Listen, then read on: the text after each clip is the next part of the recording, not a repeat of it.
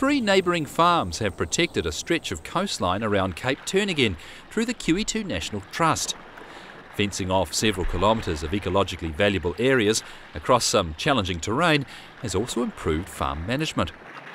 One of the properties, Tautane Station, is a large sheep and beef farm owned by Ngāti Kahungunu and leased by Taratahi for agricultural training. The cape here is called Cape Turnagain. This is where Captain Cook found he circumnavigated the North Island and turned round again, so hence the name. We're on Tautane Station here, and we've got this covenant here at Cape Turnagain. This stretches along about 3.5 kilometres of coastline, and then the neighbouring property have also done the same, which is the Stoddart family, and then the McLean family north of them has also done the same. So we've got another stretch of 5.8 kilometres of coastline protected up there, which would be the longest stretch of coastline that's under QE2 covenant. To say that it's windy would be an understatement. A very high wind runs. The majority of the fences don't have battens on them, so they don't catch the wind. These cliffs along here are very erodible. There's sort of a mudstone situation. When there's big rain events here in the past, there's been some major slipping here at times, so keeping the vegetation on does help all that. Basically, my role is to oversee the farm for the iwi and liaise with our partners, Taratahi. This land here has huge connections to Māori, to Ngāti Kahungunu. We have a lot of marae sites here, kumara pits, and a lot of old history here.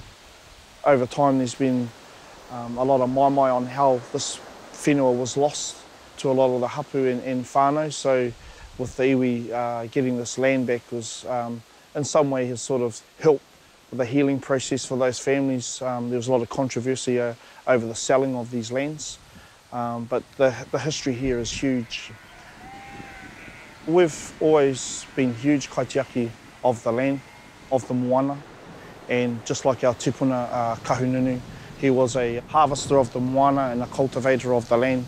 And we, along with our partners now who lease the land from us, Taratahi, have been able to put our teams together. So we have our own environmental team that works very closely with them as well to help protect all the different aspects. They need to understand all the significant historical sites, the waihi tapu on the land here, which Tautane back in the days with our old people was a very, very busy place. So there are a lot of historical pa sites, kumara pits, in which we show them, and a lot of them happen to be in the QE2 blocks. So it's good that the QE2 blocks get to protect the forest, but also the significant sites to our people. Tautane is 3,375 hectares effective, carrying just under 30,000 stock units, 70% sheep, 30% cattle. We're a summer dry property and we can get quite wet in the winter. We have a predominantly northwest wind run as well, so in the equinox we can get quite windy, a bit blustery sometimes, so yeah, it can be quite a challenging environment to live in. My role is basically overseeing the whole farm enterprise, but also overseeing the educational side of it as well. So my time's sort of split 50-50 between education and farming. We have up to 7 students here at a time on a 2-week basis, and they're rotated around the other farms that we have in Masterton, plus up here as well. We treat the farms like classrooms, and it's just about trying to give these guys a bit of real-life farming experience. A lot of our students are from an urban background, so they've really experienced a lot of this before. It's early December, so in our busy period, we're just a couple of days left of weaning to go, so the guys sort of flat out weighing sheep and dagging everything up ready. Got a couple of trucks turning up today, so yeah, this is our busy period leading up to Christmas. The iwi are very passionate about looking after the environment. So what we've done, we started doing quite a bit of fencing off riparian areas, plus when we took over the lease, they'd done a lot of fencing of the coastal cliffs, and also the QE2 bush block up in the middle of the farm. So it's about, for us now, it's just about maintaining that and then trying to work on the good work that's already been done by previous owners, and also sort of carry on what Taratahi and Ngāti Kahungunu want to do in terms of looking after the farm and also the environment. For us, it's about demonstrating to the next generation of farmers with our students is what you can actually do. It's about working in both worlds. So yeah, it's very much about the environment and how do we protect it. There's a part in the middle that still hasn't been fenced, and we still can't put that grazing pressure on those paddocks because of there's this risk of stock losses. It's a 1,000-foot drop from the top of the cliff into the sea, so there is a risk about that. So with the cliffs being fenced off, it does aid in pasture management, ease of mustering and things like that. So, and also gives you the opportunity to further subdivision. So it does actually have a big benefit.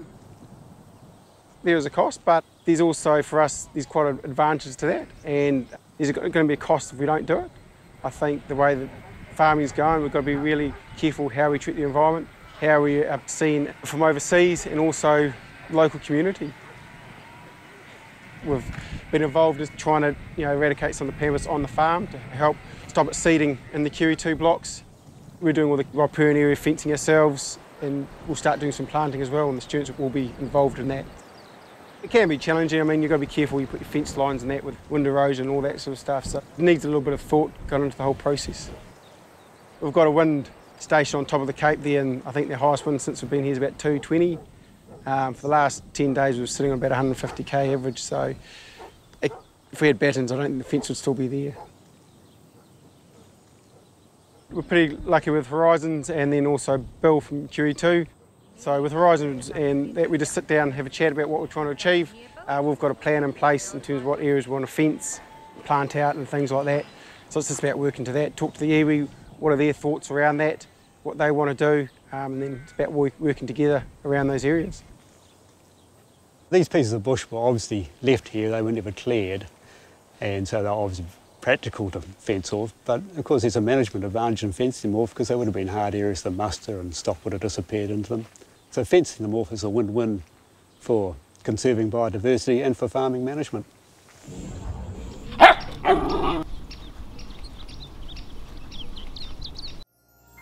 This program was made with funding from New Zealand On Air.